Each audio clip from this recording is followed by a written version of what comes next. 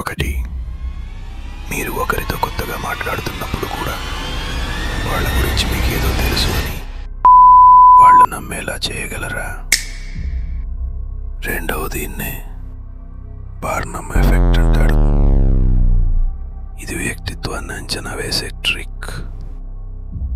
అందరికీ వర్తించే సాధారణ మాటలను వాడటం, దీని వెనుక ఉన్న రహస్యం.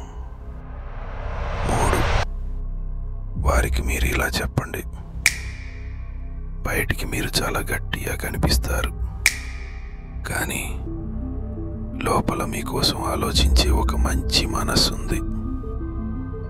లేదా మీరు నిజంగా విశ్వసించిన దానికోసం పోరాడటానికి భయపడరు. 4, వాళ్ళు ఈ మాటలకు వెంటనే కనెక్ట్ అవుతారు, ఎందుకంటే వాళ్ళ మనస్సు ఈ సాధారణ మాటల్లో తమ ప్రత్యేకతను వెతుక్కుంటుంది.